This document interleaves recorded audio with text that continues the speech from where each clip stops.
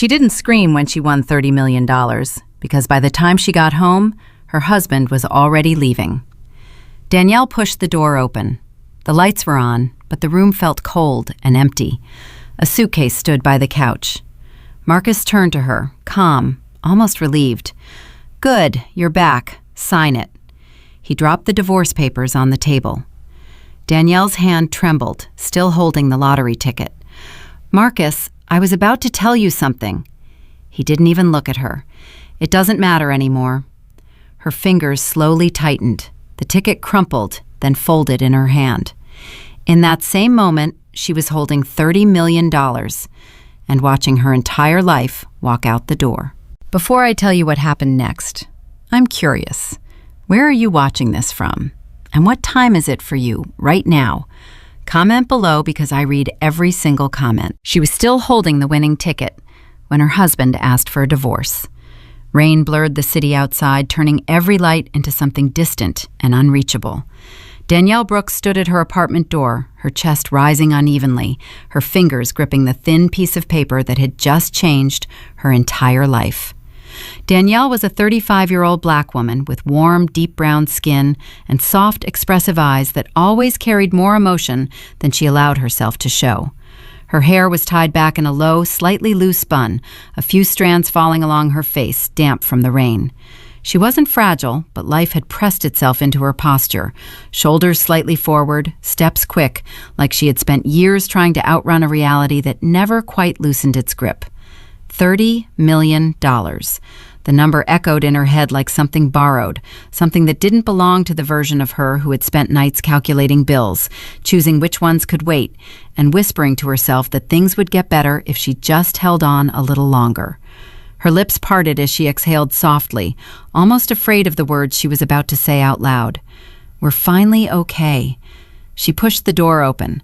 The lights were on, but the silence felt wrong, too still, too prepared.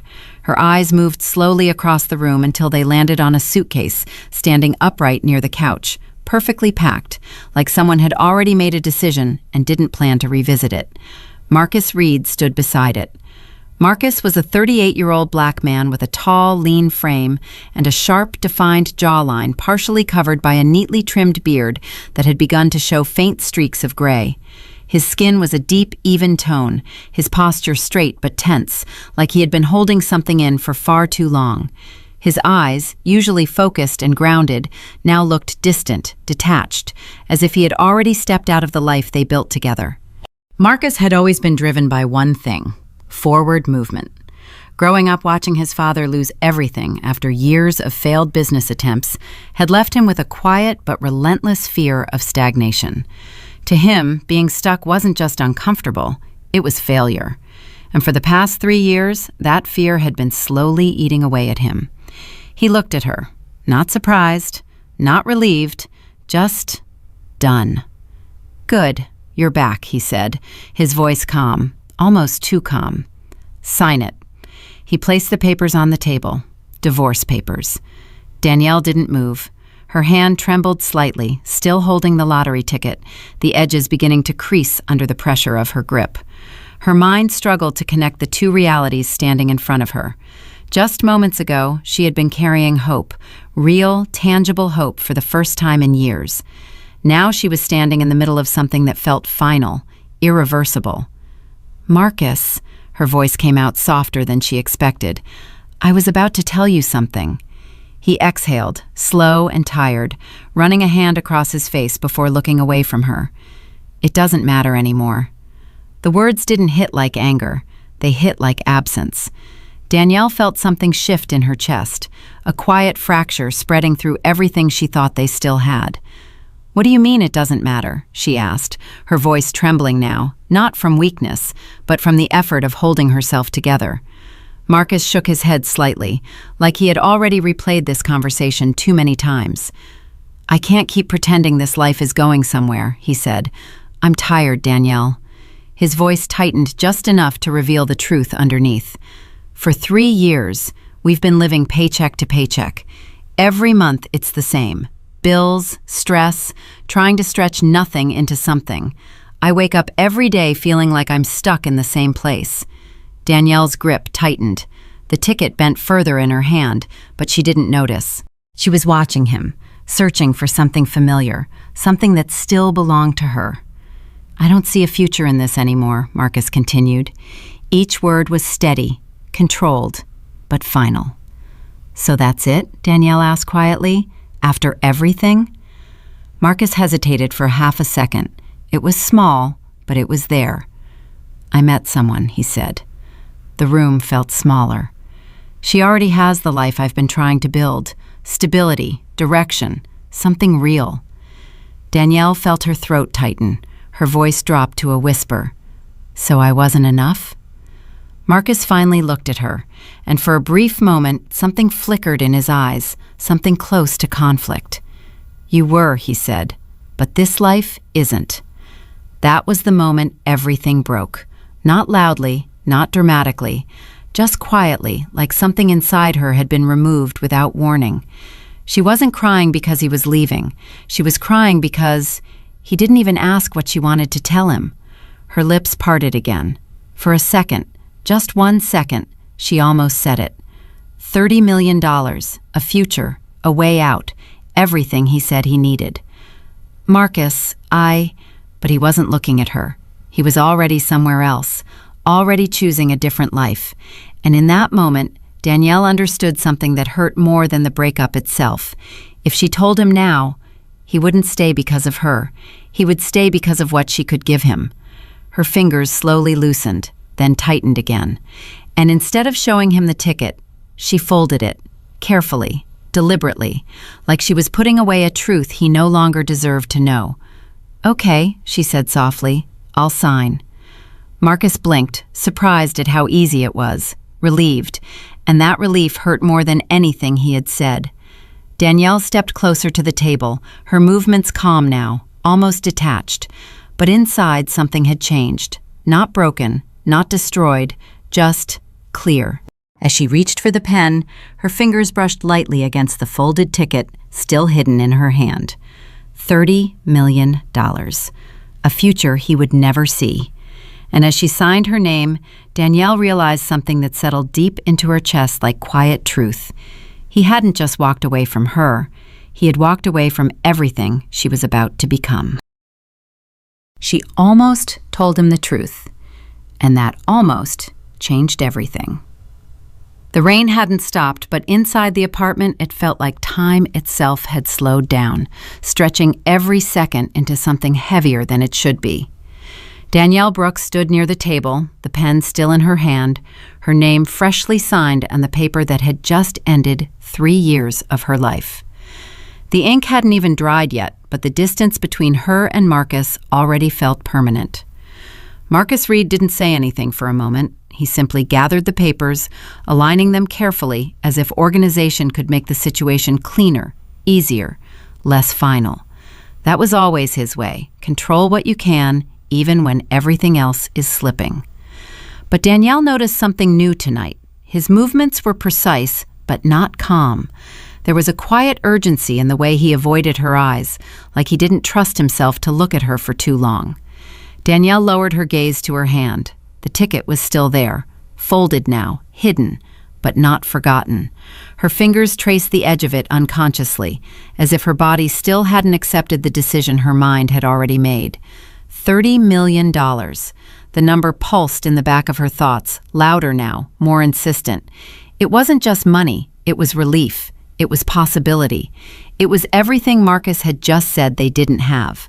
Her throat tightened. "Marcus," she started again, her voice barely above a whisper. For a brief moment, hope flickered. Not loud, not overwhelming, just enough to make her chest ache. Maybe if she said it differently, maybe if she just showed him, maybe everything could shift back into place. Marcus interrupted without turning around. "I'll have the rest of my things picked up tomorrow," he said, his tone practical, detached, like they were discussing a delivery schedule instead of the collapse of a marriage. "You don't have to be here. I don't want this to be uncomfortable." Danielle's words died in her throat. He still hadn't looked at her. Not once. And in that silence, something inside her clicked into place with painful clarity. It wasn't just that he was leaving. It was how easily he had already removed her from his future. Her hand tightened around the ticket again, the paper bending further under the pressure. He wasn't waiting for her answer. He wasn't hoping she would stop him. He had already decided. "Who is she?" Danielle asked quietly. The question wasn't sharp. It wasn't angry. It was almost calm. Marcus paused, just long enough for the truth to feel heavier than the lie he could have told. Then he turned slightly, not fully facing her, but enough to show the side of his expression. "Her name is Vanessa Cole," he said. The name settled into the room like something expensive. "Vanessa," Danielle repeated softly. Marcus nodded. "She's different." That word lingered. Different. "She's stable," he continued, choosing his words carefully. "She knows where she's going. She's not trying to figure things out every day." Danielle felt a slow, quiet burn in her chest. Not jealousy, not even anger, just the realization of how he had been seeing her all this time. Trying, struggling, not enough. "She has her own place," Marcus added, almost as if he needed to justify it to himself. "A real one, not something temporary." Danielle's lips parted slightly. Temporary. That's what he thought their life was, for 3 years. A temporary situation he had outgrown. Her grip loosened slightly. The ticket shifted in her hand, brushing against her palm like it was reminding her of something. A different version of this moment flashed in her mind. She imagined pulling it out, unfolding it, placing it on the table between them. Marcus stopping mid-sentence, looking at her for real this time. Everything changing. But then another thought followed immediately after. Not everything. Just him. Just his decision. Just his reason for staying. Danielle inhaled slowly, steadying herself. "Do you love her?" she asked. Marcus hesitated, and that hesitation said more than any answer could. "I think I will," he said finally. Danielle nodded once, as if that made sense. It didn't hurt the way she expected it to, because something deeper had already broken. She wasn't losing him to another woman. She was losing him to a version of life he believed she couldn't give him. Her fingers slowly moved again. The ticket unfolded slightly this time, just enough for her to see the numbers, just enough to feel the weight of what she was holding. $30 million. Everything he said he needed, everything he believed she didn't have. Her mouth opened again. "Marcus." For 1 second, just one, her voice carried something different. Not weakness, not desperation. Truth. But Marcus didn't hear it, or maybe he chose not to, because at that exact moment, his phone buzzed. He glanced down, a small shift in his expression, softer, warmer. Danielle didn't need to ask who it was. "I should go," he said, slipping the phone back into his pocket. That was it. That was the moment. Not the argument, not the papers, not even the goodbye, but the fact that something else had already replaced her. Her hand stilled. The ticket remained half open now, visible, but meaningless, because the person it was meant to change everything for was already gone. Danielle looked at him one last time, not searching anymore, not hoping, just seeing him clearly for the first time in a long time. And then, slowly, she folded the ticket again, more carefully this time, more intentionally, like she wasn't just hiding it, she was sealing something away. "Okay," she said quietly. Marcus nodded, relieved, misunderstanding everything about that moment. He picked up his suitcase, walked past her, didn't stop, didn't hesitate. The door opened, then closed, and just like that, he was gone. The apartment fell into silence again, but this time, it wasn't empty. It was full. Full of everything that had just happened, and everything that could have been. Danielle stood there for a long moment, unmoving, the sound of rain pressing softly against the windows. Then she looked down at her hand, at the ticket, at the future. And for the first time, she didn't feel like she had lost something. She felt like something had been revealed, a truth she couldn't unsee. She walked slowly to the table, placed the folded ticket down beside the signed divorce papers, and stared at both of them in silence. 2 choices, 2 futures, 2 completely different outcomes. and only one person left to decide which one mattered: her. But as Danielle reached for the ticket again, one quiet realization settled into her chest.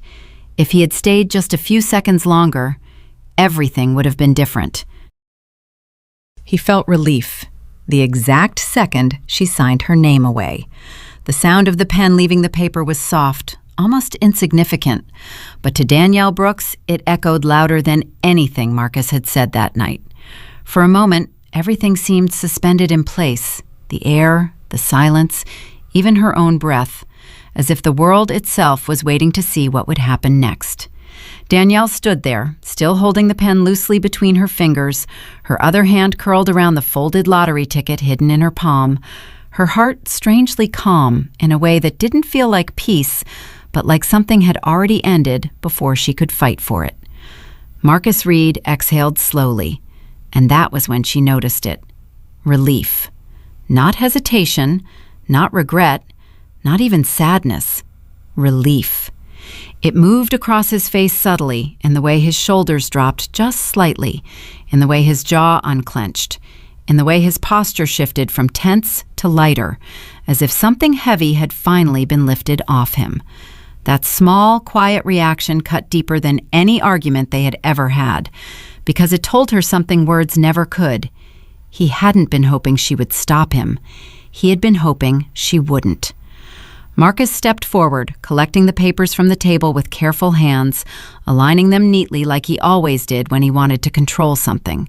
His movements were precise, almost mechanical, but underneath them was something unmistakable. He was already moving on. "You'll be okay," he said. The words landed in the room gently, almost kindly, like something meant to comfort. But Danielle didn't respond, because she understood something now. Those weren't words of care.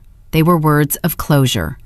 Marcus didn't look at her when he said it. Instead, he folded the documents once, then again, sliding them into a thin envelope he had brought with him, like he had rehearsed every step of this moment long before she walked through the door. That was who Marcus had always been, someone who prepared for outcomes, someone who believed decisions should be made before emotions could interfere. It was part of what had made him strong once, dependable even, but tonight it made him distant, final.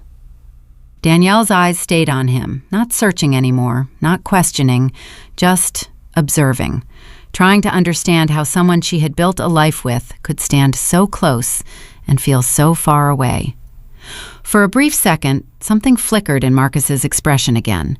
Not doubt, not enough for that, but something smaller, a shadow of awareness, like he felt the weight of what was happening, but had already decided it was necessary. "I'll come by later for the rest of my things," he added, his tone neutral, almost businesslike. "You don't have to be here if you don't want to." Still, she said nothing. Her silence wasn't empty. It was full of everything she didn't say, the truth in her hand, the life he had just walked away from, the future that could have been theirs. But she didn't move, didn't speak, didn't stop him. Marcus picked up his suitcase, his grip firm but not rushed. He moved toward the door with steady steps, each one quiet against the floor, each one pulling him further away from the life they had shared. Danielle watched him the entire time, her expression unreadable now, her emotions folding inward, just like the ticket hidden in her hand. There was no yelling, no breaking, no last attempt to fix anything, and somehow that made it hurt more. Marcus reached the door and paused for just a second, his hand resting on the handle. Not long enough to change his mind, just long enough to acknowledge that this moment mattered. He didn't turn around. "I hope you find what you're looking for," he said. Then he opened the door.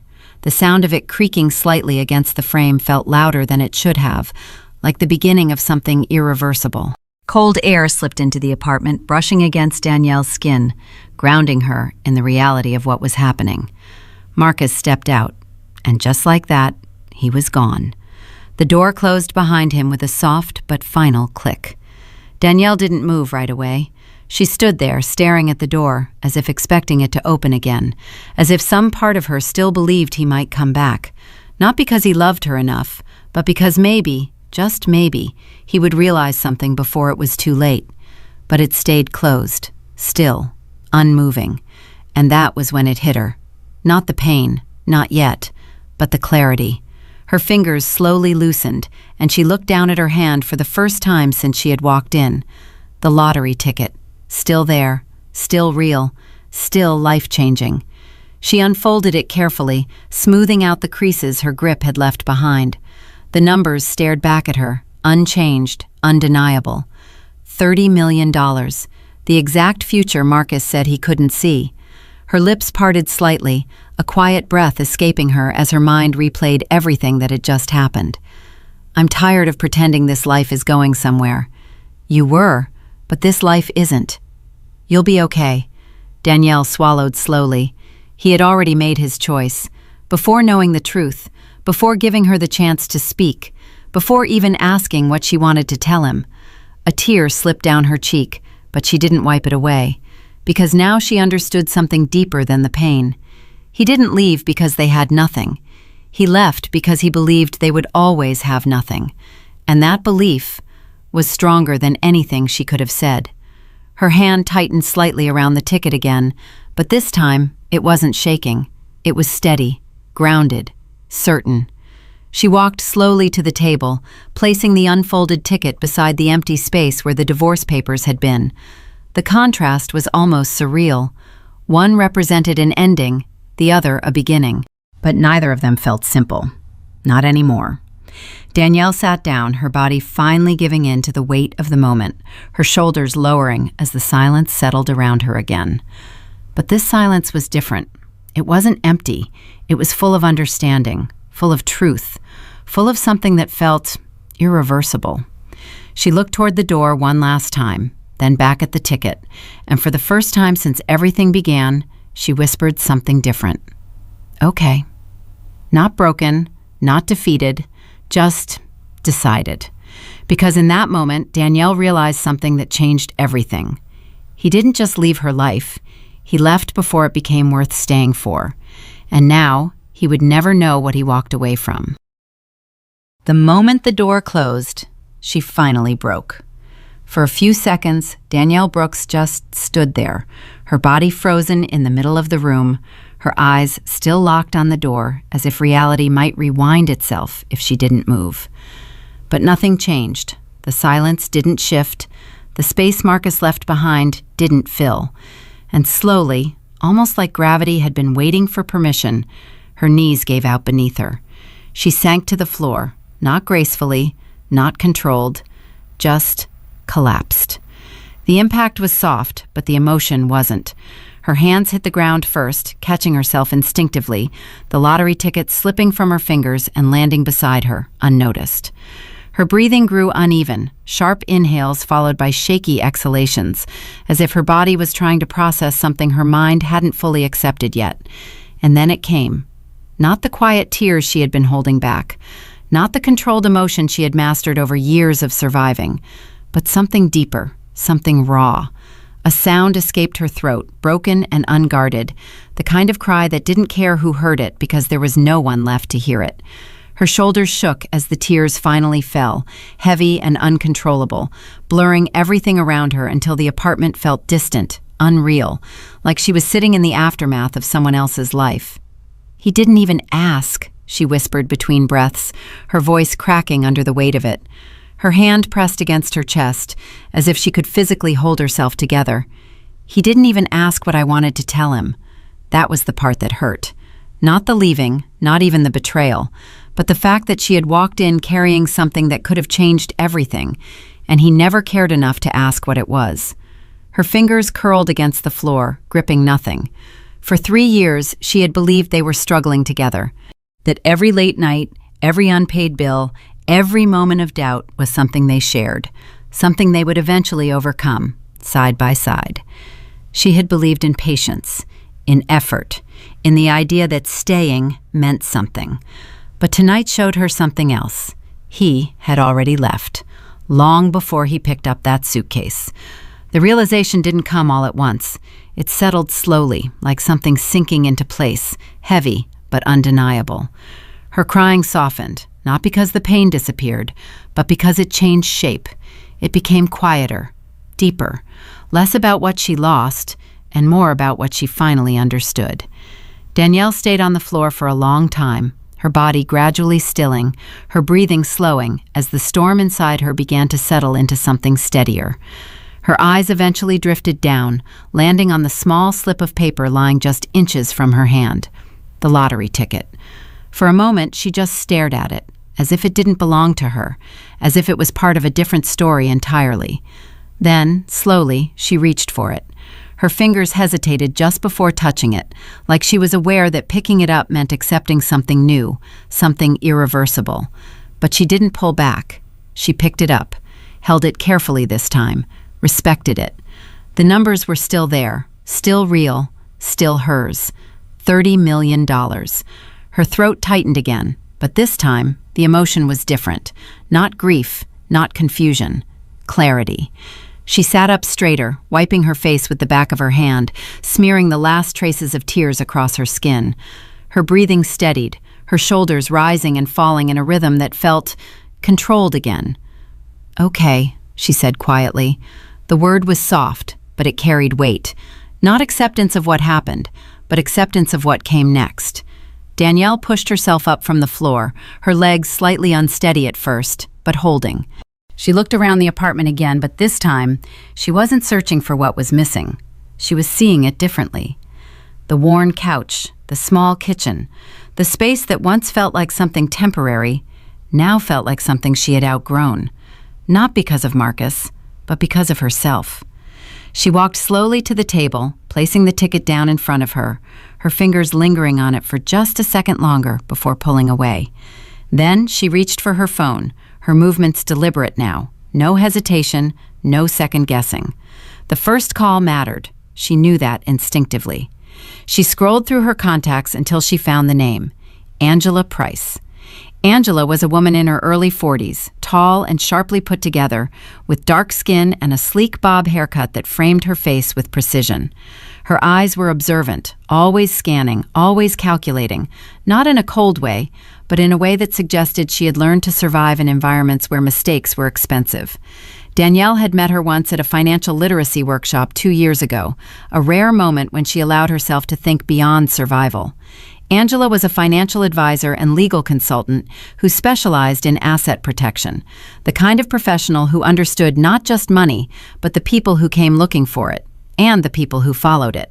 Danielle had saved her number, just in case. Her thumb hovered over the call button for a brief moment. Then she pressed it. The phone rang twice before Angela picked up. Angela Price. Her voice was calm, clear, direct. Danielle swallowed, her grip tightening slightly around the phone. "My name is Danielle Brooks," she said, her voice steady despite everything that had just happened. "We met at a seminar a while ago. You said if I ever needed advice about sudden financial changes." There was a slight pause on the other end. Not confusion, recognition. "I remember," Angela said. "What kind of situation are we talking about?" Danielle looked at the ticket on the table, then toward the door Marcus had walked out of. Then back at herself, reflected faintly in the dark screen of the television. "A life-changing one," she said quietly. Angela didn't react dramatically, didn't ask unnecessary questions. "Good," she replied. "Then you called the right person. First thing, do not tell anyone. Not family, not friends, not even people you trust, especially not people you trust." Danielle felt something settle in her chest. Direction, structure, control. "Okay," she said. Angela continued, her tone precise now. "We're going to protect you first. Then we'll talk about what comes next. Can you come to my office tomorrow morning?" Danielle nodded instinctively, even though Angela couldn't see her. "Yes." "Good," Angela said. "And Danielle?" "Yeah?" "Whatever just happened in your life, don't let it rush your decisions. Money doesn't fix emotional timing. It exposes it." The call ended shortly after. Danielle stood there in silence again, but this silence was different from before. It wasn't empty, it was focused. She picked up the ticket again, folding it carefully, not out of fear this time, but out of intention. Then she placed it inside her wallet, sliding it into a secure pocket, her movements calm, deliberate, controlled. No one would know, not yet, not until she decided they should. She walked toward the window, looking out at the city lights, still blurred slightly by the rain. Somewhere out there, Marcus was starting his new life, convinced he had made the right choice. And maybe, for him, he had. Danielle exhaled slowly, her reflection staring back at her through the glass. "Okay," she whispered again, then softer but stronger. "Then I'll build it alone." And in that moment, something irreversible took shape inside her. Not revenge, not anger, but control. Because while Marcus believed he had walked away from a life that was going nowhere, Danielle had just stepped into one he would never be part of. And he still had no idea what she was holding. He thought he upgraded his life, until he realized none of it was real. Marcus Reed stood in the middle of a living room that looked expensive at first glance, but felt strangely hollow the longer he stayed in it, like a showroom pretending to be a home. The furniture was modern, clean-lined, and carefully arranged, but nothing carried the quiet signs of living. No worn edges, no personal touches, no warmth. The walls were decorated with abstract art that looked impressive, but said nothing. Even the air smelled faintly artificial, like something designed to impress, not to comfort. Vanessa Cole walked past him in heels that clicked sharply against the hardwood floor, her presence always announcing itself before she spoke. Vanessa was a black woman in her mid-30s, tall and striking, with a slim, sculpted figure and smooth, caramel-toned skin that seemed to glow under any lighting. Her hair was long, jet black, styled flawlessly in loose waves that framed her sharp cheekbones. She carried herself with confidence that bordered on performance, every movement deliberate, every glance calculated. Vanessa had built her identity around perception, what people saw, what they assumed, and she had learned early in life that appearing successful could sometimes open more doors than actually being stable. Growing up in a household where appearances were prioritized over security, she mastered the art of presentation, even if it meant hiding cracks beneath the surface. "You're quiet," she said, glancing at Marcus briefly before turning back to her phone, her tone casual but observant. "Still adjusting?" Marcus nodded slightly, though the word didn't quite fit what he was feeling. Adjusting implied movement toward something better, but standing there now, he wasn't sure if that was what this was. "Yeah," he replied, "just different." Vanessa smiled faintly, but it didn't reach her eyes. "Different is good. Different means you're not stuck anymore." Marcus looked around again, his gaze lingering on the sleek surfaces, the polished illusion of success. When he first walked in days ago, it had felt like stepping into the life he had been chasing for years. Stability, comfort, a sense that things were finally in place. But now, something didn't sit right. "Do you own this place?" he asked, his voice neutral but more direct than before. Vanessa paused for just a fraction of a second before answering, a subtle delay that didn't go unnoticed. "It's a lease," she said smoothly, "high-end, short-term." Marcus nodded slowly, absorbing that. "And the car?" he asked. "Also leased," she replied, this time faster, her tone sharpening slightly as if anticipating judgment. "That's normal, Marcus. People at this level don't tie up their money in depreciating assets." Marcus didn't respond immediately. He had heard that before, but something about the way she said it felt rehearsed, like a line she had used more than once. He leaned back slightly against the counter, crossing his arms loosely, his expression shifting from curiosity to something closer to scrutiny. "What about your business?" he asked. Vanessa's smile tightened. "It's complicated," she said. "Consulting, branding, connections." The words sounded impressive, but they didn't explain anything. Marcus felt a quiet unease begin to settle in his chest, not loud enough to alarm him yet, but persistent enough that he couldn't ignore it. He thought about the way she had described her life when they first met, confident, effortless, already built. He had believed it because he wanted to, because it aligned with everything he had been chasing. But now, standing here, he started to notice the gaps, the way details never quite connected, the way everything looked right, but felt off. "This doesn't feel stable," he muttered under his breath, almost to himself. Vanessa's eyes flicked toward him quickly. "What was that?" she asked. Marcus shook his head. "Nothing." But it wasn't nothing. Not anymore. That night, long after Vanessa had gone to sleep, Marcus sat alone in the dim light of the living room, his phone in his hand, scrolling without purpose. His mind kept drifting back to the apartment, to Danielle, to the look on her face when he handed her those papers. And then to something else, something he couldn't shake. She had said she wanted to tell him something important. He frowned slightly, his thumb pausing mid-scroll. "Marcus, I was about to tell you something." Her voice echoed in his head, softer now, almost distant, but persistent. He leaned forward, elbows resting on his knees, staring at the screen as if it might give him answers. Then a headline caught his attention. "Anonymous investor acquires multiple properties across the city in rapid succession." Marcus blinked, reading it again. "Millions invested, quiet transactions, no identity revealed." He clicked into the article, scanning quickly, his brow tightening as he read. Whoever it was, they were moving fast, strategic, precise, not flashy, but powerful. His jaw clenched slightly. That was the kind of stability he had been talking about, the kind he thought Vanessa already had. But sitting here now, he wasn't so sure. He locked his phone, leaning back slowly, his eyes drifting toward the hallway where Vanessa slept. For the first time since he left Danielle, a thought surfaced that he hadn't allowed himself to consider before. What if he made the wrong choice? It wasn't loud. It didn't come with panic. Just a quiet, unsettling question that refused to disappear. Across the city, Danielle Brooks sat across from Angela Price in a private office that felt nothing like the life she had left behind. The room was understated but intentional.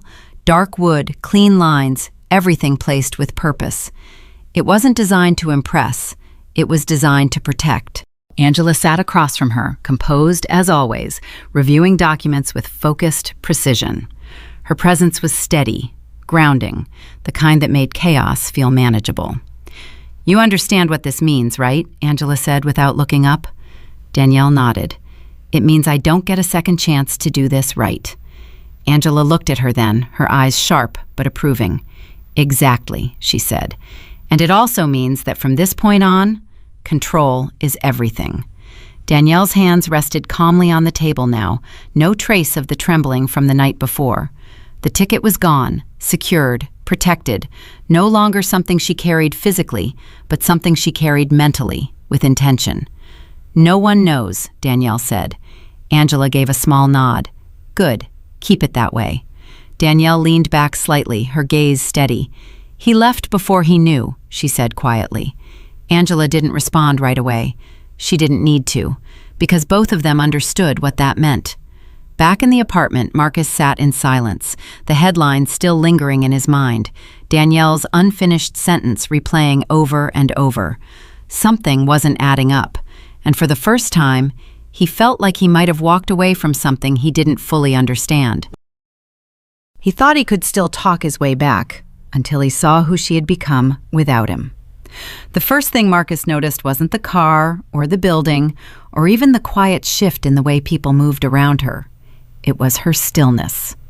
Danielle Brooks stood just outside a glass-front cafe on a corner he used to pass every day without thinking twice about it, the late afternoon light catching softly against her skin, her posture upright but relaxed, her presence calm in a way that didn't ask for attention, but somehow held it anyway.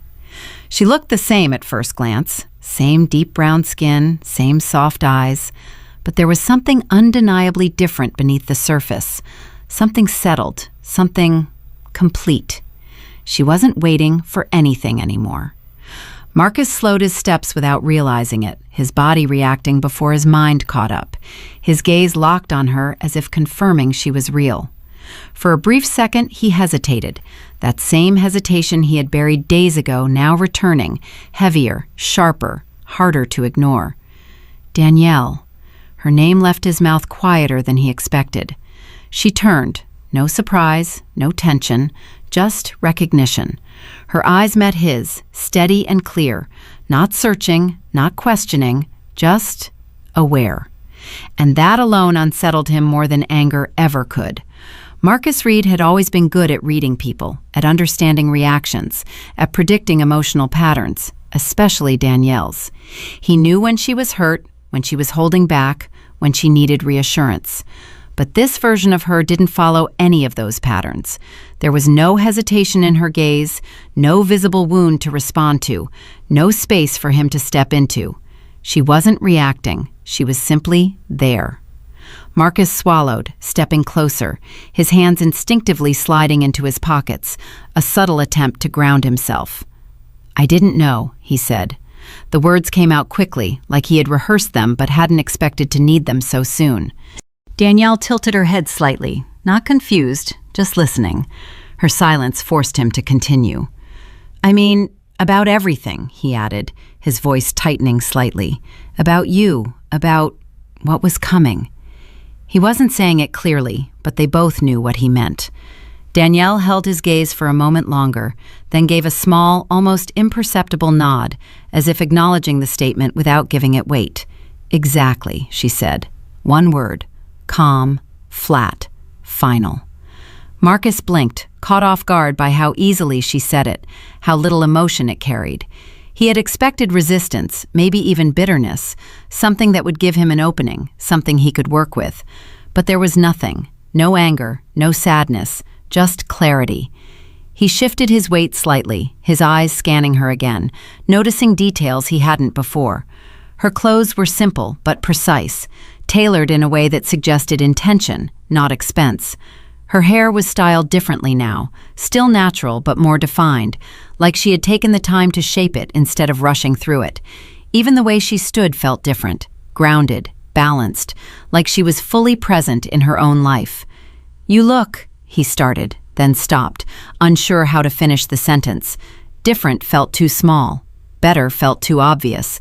Complete felt too honest. Danielle didn't help him. She didn't need to. Marcus exhaled slowly, his chest tightening as the weight of the moment settled in. "I've been thinking," he said, his voice lower now, more careful, "about that night, about what you said, about what you were trying to tell me." Danielle's expression didn't change, not even slightly. "And?" she asked.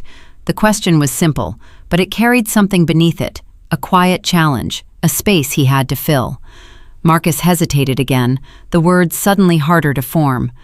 "I think I made a mistake," he admitted. There it was, the thing he hadn't allowed himself to say out loud until now. Danielle didn't react immediately.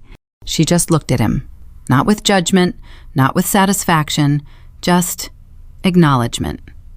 "That's your conclusion," she said.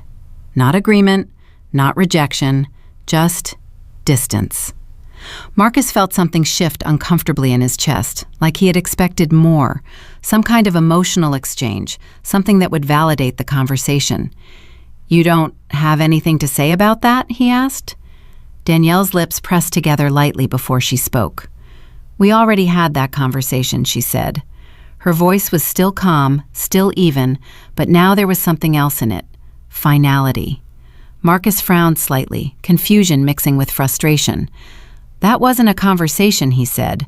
"That was me leaving." Danielle nodded once. "Yes," she said. "That was you choosing." The word landed heavier than anything else she had said. Choosing. Not reacting, not struggling, not being forced. Choosing. Marcus looked away for a moment, his jaw tightening as he processed that, his mind instinctively searching for a way to reframe it, to soften it, to make it less absolute. "I didn't have all the information," he said. It sounded weaker the moment it left his mouth. Danielle noticed. "That's the point," she replied. Marcus looked back at her, his eyes narrowing slightly. "What does that mean?" Danielle held his gaze, steady, unwavering. "It means you made a decision without needing to know more," she said. "You didn't ask. You didn't wait. You didn't even wonder if there was something you didn't see." Her voice didn't rise, but every word landed. "And now," she continued, "you're standing here because you think more information would have changed your choice." Marcus opened his mouth to respond, then stopped, because he wasn't sure that was true. Danielle saw it, that moment of uncertainty, that crack, and for the first time, something almost like softness passed through her expression, but it wasn't for him. It was for what used to be. "You didn't leave because you were missing information," she said quietly. "You left because you believed what you saw was all there was." Silence stretched between them. Marcus felt it settle in his chest, heavier than before, harder to push away. Around them, the city continued as usual, people walking past, conversations overlapping, life moving forward without pause. But in that moment, everything felt contained, focused, like the rest of the world had faded into the background. Marcus took a slow breath. "So, what now?" he asked. It wasn't confident, it wasn't planned, it was real. Danielle looked at him for a long second. Then she stepped back slightly, creating just a little more distance between them. "Now?" she repeated. Marcus nodded.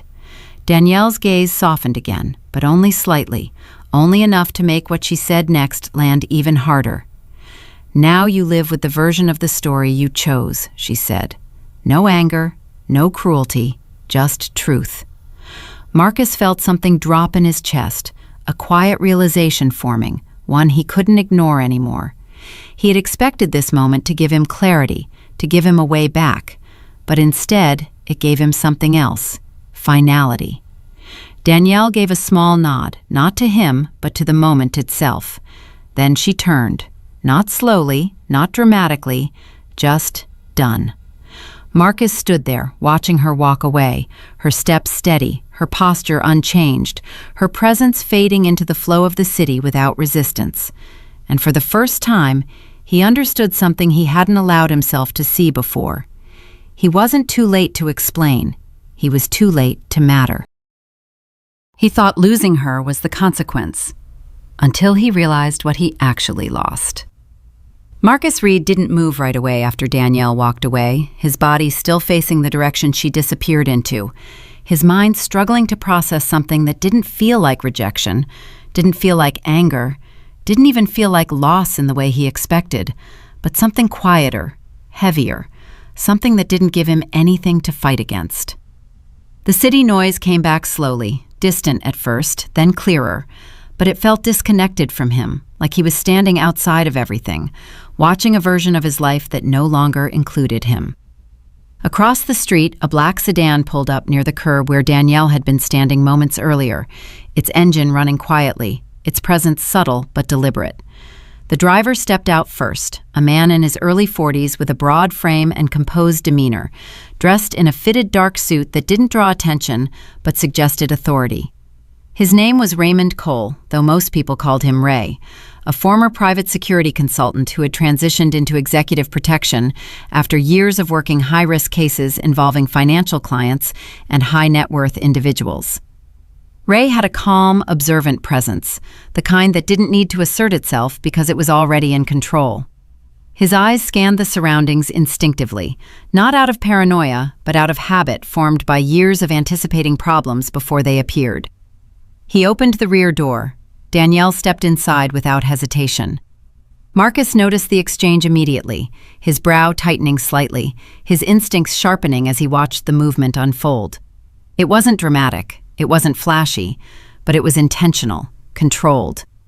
The car door closed, and just like that, she was gone again. Marcus exhaled slowly, his chest tightening in a way that felt different from before, less emotional, more aware. Something wasn't aligning anymore. The woman he had just spoken to, the one who stood in front of him calm and certain, wasn't the same woman who had struggled beside him just days ago.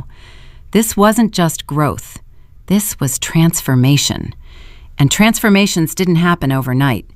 His hand moved instinctively toward his pocket, pulling out his phone, his thumb hovering over Danielle's contact before stopping. What would he even say now? He had already said the only thing that felt real, "I didn't know," and she had already answered. Exactly. The word echoed again in his head, sharper now, more precise, like it carried meaning he hadn't fully understood in the moment. He looked up again, but the car was already gone, absorbed into the rhythm of the city like it had never been there. Later that evening, Marcus found himself back in Vanessa Cole's apartment, but the space felt even more unfamiliar than before, like something had shifted inside him that he couldn't ignore anymore. Vanessa stood near the kitchen counter, scrolling through her phone, her posture relaxed, her presence still polished and composed. But Marcus noticed something different now, not about her, but about how he saw her. The details, the small inconsistencies, the things he had overlooked because they matched what he wanted to believe. "You've been quiet all day," Vanessa said, glancing up at him, her tone light but edged with curiosity. "Did something happen?" Marcus leaned against the wall, his arms crossed loosely, his gaze drifting across the room again before settling back on her. "I saw Danielle," he said. Vanessa's expression shifted almost instantly, not dramatically, but enough to register. "And?" she asked. Marcus hesitated, not because he didn't know what to say, but because he didn't know how to explain something he barely understood himself. "She's not the same," he said finally. Vanessa let out a small, dismissive laugh, setting her phone down. "People change after breakups," she replied. "That doesn't mean anything." Marcus shook his head slightly. "No," he said. "This wasn't that." Vanessa's eyes narrowed just a fraction, her posture straightening subtly, her attention sharpening now. "What are you saying?" Marcus looked at her for a long second, then away again, his jaw tightening. "I think I missed something," he said. The words felt heavier than they should have. Vanessa crossed her arms, mirroring his stance now, her expression cooling. "Like what?" she asked.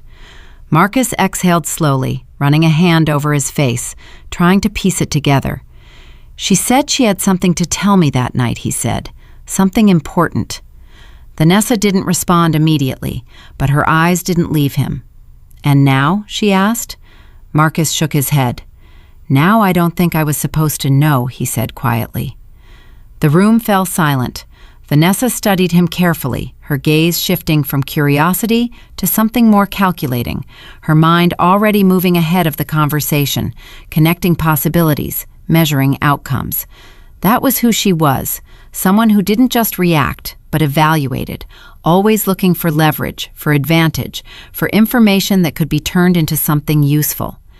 "You're overthinking it," she said after a moment, her tone softer now, more controlled. "You left because it wasn't working. That's it." Marcus looked at her again, but this time, something inside him resisted the simplicity of that answer, because it didn't feel like that anymore. It felt incomplete, and incompleteness made him uneasy. Later that night, alone in the living room, Marcus sat in the dim light again, his phone in his hand, the same headline from before still open. "Anonymous investor continues multi-million-dollar acquisitions across the city." He read it again, and this time, he didn't just see the numbers, he saw the pattern. Quiet, strategic, controlled, just like her. His breath slowed, his grip on the phone tightened. "No," he whispered under his breath, the realization forming slowly but unmistakably. Back across the city, Danielle stood in a quiet office overlooking the skyline, Angela Price beside her, both of them reviewing documents that would finalize structures Marcus would never see, layers of protection built not out of fear, but out of understanding. Angela glanced at her briefly. "Are you sure you don't want to tell him?" she asked. Danielle didn't hesitate. "No," she said. Her voice was calm, certain. Angela nodded once, approving. "Then you already know what matters," she said. Danielle looked out at the city lights, her reflection faint in the glass, her expression steady. And then, softly, almost like she was finishing a thought that had started days ago, she said, "You didn't leave because we were struggling." She paused, not for effect, but because the truth deserved space. "You left because you thought struggling meant we had no future." Miles away, Marcus sat in silence, the same realization settling into him from the opposite direction, the weight of it pressing deeper with every second. Danielle continued, her voice quiet but unshakable. "I was about to give you everything." Her eyes didn't move from the skyline, "but you showed me exactly what you would have done with it." And in that moment, without hearing her, Marcus understood. Not the money, not the details, but the loss. Not of what she had, but of what she saw in him. And for the first time, he realized the truth he couldn't undo. He didn't just walk away from her. He walked away from the only future where he actually mattered. "You didn't leave because we were struggling. You left because you thought struggling meant we had no future. I was about to give you everything, but you showed me exactly what you would have done with it." Sometimes, people don't lose you because they had no choice. They lose you because they didn't recognize your value until it had a price tag. And by the time they do, it's already too late. So tell me, if you were Danielle, would you have told him the truth? Or would you have done exactly the same thing?